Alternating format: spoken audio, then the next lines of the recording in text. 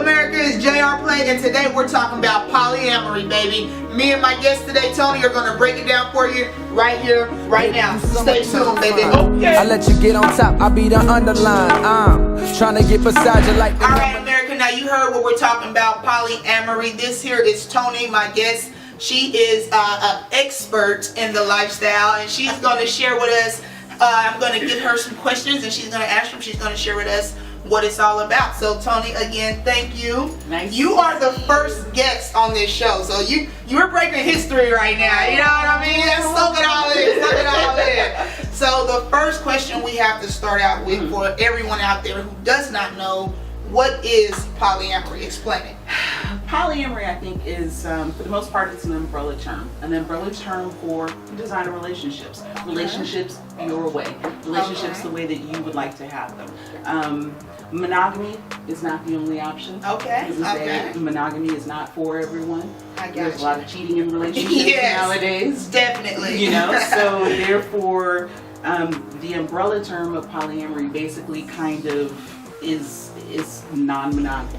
Got you. Okay, so why? This is the big question I have for you. Like, what made you choose this lifestyle for yourself? Give me a little bit about that. You know, we've all been raised for the most part to be monogamous. Exactly. You know, that's your mama did it, your daddy did it, your grandparents did it. People on TV did it. Yes, Yeah. everybody has done it, and that's what you kind of see all around Exactly. you. And so, of course, that is it. And so that's for the most part all you know.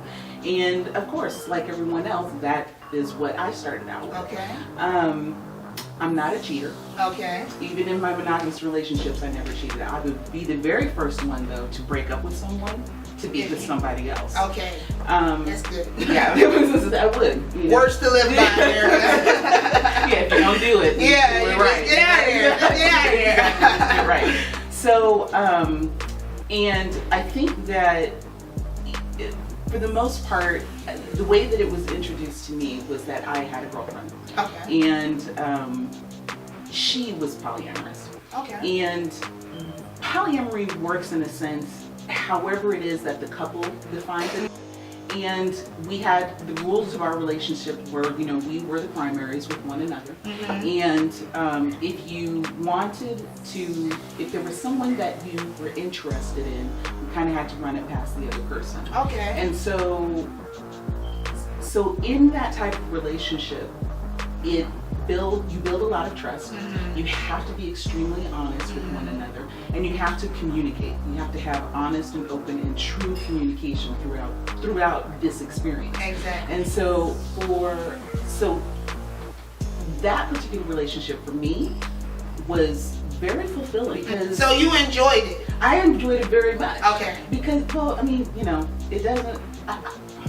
I'm a woman. Yes. Yes. I have needs. Yes. Yes. And not one person can always fulfill those needs. Okay. Okay. You know, so therefore, you may. And that necessarily doesn't have to be sexual. It can be mental, Absolutely. intellectual, And that spiritual. and that is a myth about polyamory. Is that you're just. It's all about sex. You just want to smash everybody. And, you know, and in a sense you do. Yeah.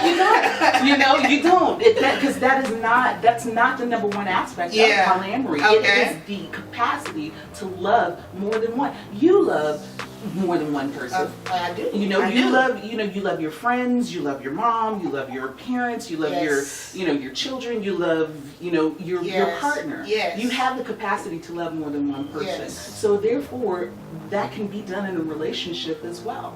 I love it. I love, this is what, and see, I've met, for everyone out there who doesn't know, Toni on Lyft, because I'm a Lyft and an Uber driver. I love the fact that I meet different people from all different walks of life. It's amazing. And I asked you to come on the show and you said, hell yes, and here we are. Absolutely. So, for another question I want you to explain, more so explain to America, not a question, polyamory versus polygamy, because a lot of people get these two things confused. I got them confused when we were initially talking about it in the car. So explain to them the difference between polyamory and polygamy, just a little quick basis. Polygamy would be one of those things that falls under the umbrella term of polyamory. Again, polyamory is the capacity to be able to love more than one person. Okay. And to be in a relationship with more than one person. However it is that you define that. Polygamy, on the other hand, is a man who's married to several women. You get that? It's A man that got several wives. How he does it, it will remain a mystery. But that is what it is. It's a big difference. Expensive. He's managing several households. I mean, what is that? Or they can all live together. What? You ever seen that show? I've never Big Love? seen. I think that's what it's called. I'm gonna be honest with you. I don't watch television, so I think I'm I know not what really you're sure. talking But about. there's one that's, I guess there's the Big Love, and then there's like Sister Wives or something. Oh, yeah. I haven't seen that one, but Big Love, check it out. Amazing show. HBO, you're doing your thing over there. Okay. So, for you, as someone who practices this lifestyle, what's the most challenging part? Because for me, I give. Like, as a lover, I give. I love to give. I love to nurture. I love to let you know that I'm all about you. So, what does your partner or any partner that you're dealing with, what do you offer them? Because it seems like you're spreading yourself kind of thin, you know what I'm saying? So what does your partner get from you? Because you're giving them love, affection, but you're giving that to other people. So what are they getting from you? That is an excellent question. And have you ever seen that meme that says, what my friends think I do, what my parents think I do, what I actually do? Okay, that is kind of the same with polyamory, in a sense, is that, your friends think that you're out there, knocking boots, and your parents think that you're out there, getting wild. What you're actually doing is scheduling time on a calendar. Okay, tonight I'm going to be, over here, and then I'm going to be with this person. And in a sense, you can spread yourself a little bit thin. And therein lay the reason that I generally don't date more than maybe 2 people at a time, because I'm very selfish with my time. And I mean, honestly, anything past that is unreasonable. It really kind of is. It's kind of unreasonable. But then again, I'm one of those people who I don't need to spend. I don't need to hear from my lover 10 times a day. I don't need to see you all day, every day. I don't need to see you all week. Yeah, so to a certain degree, people who practice this lifestyle, they don't have to have that feeling of connection to someone on a daily, consistent basis for it to mean something so much. Exactly. In a sense. And then again, these are all, again, one thing that someone has to remember is that, particularly with this type of lifestyle, it is how you define it. It is whatever your rules are for that relationship. And it doesn't even have to be rules, it's just boundaries. However it is that you two define it. And when I am in a relationship, it's scheduling. It's being able to have that connection time and to spend that time and to be able. So generally, folks are probably not going to be the clingy type. Because they understand, and it's open, honest communication at all times. They know that, okay, Toni is at so-and-so's house this evening, or, all 3 of us are going to get together and we're going to, go to the movies and have dinner. That sounds like a party. See, and that's... Whoa! Okay. That's my favorite part. Okay, so this is one question. I wrote it down so I wouldn't forget. What advice would you give someone who's considering an alternative relationship or an alternative lifestyle? Someone who may be in a committed relationship, or someone who may be single and maybe dealing with someone exclusively that wants to share with them, okay, this is where I'm at, this is what I want to do, I'm thinking about being polyamorous. What advice would you give them? If this is something that you're delving into and you are currently in a relationship, you want honest communication with your partner. Exactly. Stop lying, America. It really, that's that there can be no lying. Yes. It's dangerous, for one. Exactly. And you cannot cultivate a spirit of trust in relationship when you do that, because you don't want it to always be at the back of your mind that this person wasn't honest about something at one time. Jump. Right. So it's like when you're in that type of relationship and you say, I do love you. Yeah. I love you deeply, but you don't like to do this thing. And I've met someone who does like to do this. Yeah. And I'm thinking that I maybe, and if you're in a relationship, you need to kind of gauge whether or not that person is like, no. Yeah, like, absolutely not. Sorry, America. I like to be consistent.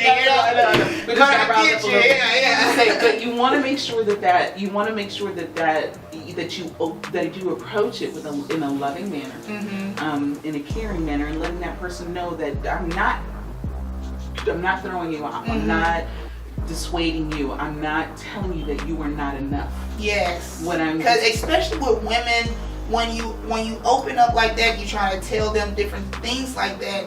That's what they take it as, like something's wrong with me. When really it's more so about you and how you're feeling. So I get that. I definitely get that. And you don't want to be a cheater.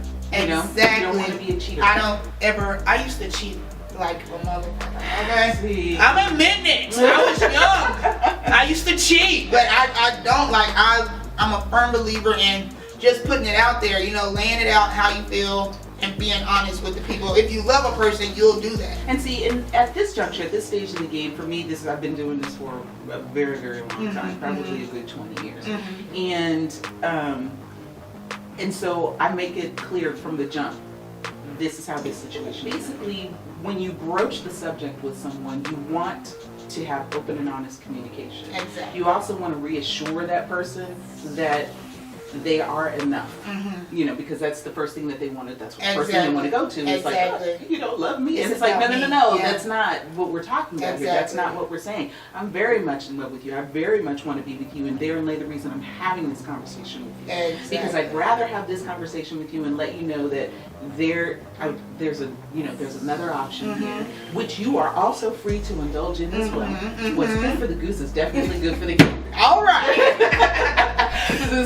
So, you know, and so therefore, this is something that I'd like to explore, and I want to explore this with you. I want to explore this in a safe place with a person whom I care about, who I know who wants to see me happy and whom I want to see happy. I love it. I love it. So, last question for you. What would you like to share? Is there anything that I didn't ask that you would like to let our audience, the viewers out there, know about this lifestyle, about being polyamorous? What would you like to share? I think I just want to once again dispel the myth that it is not about sex. It ain't all about screwing, America. It really isn't. I mean, that is definitely a perk for sure. Everybody loves a smorgasbord.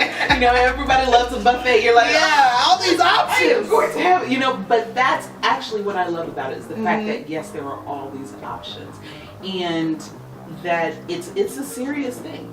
People live this life. There are full relationships and are happy and are living and are children growing and are on the PTA. Yeah, and that's another myth that I'd like to also dispel, is the fact that polyamorous people are not deviant. Yeah, they can have families. They can live and be normal. It's the new normal, baby. And that is it. In this day and age, we're not in the 50s anymore. Yes. The cleavers. Yes, everything don't have to be cookie cutter, pretty clean. And it makes it easy for people to kind of wrap their minds around when you just say, you're going to get married and you're going to have kids and you're going to have kids.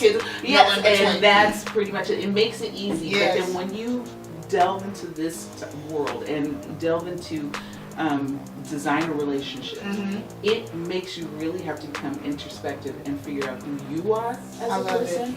And I think it elevates you. I love it. Dap me up one more time. Toni, everybody. Toni, ladies and gentlemen. I want to thank you one more time. I love everything we talked about.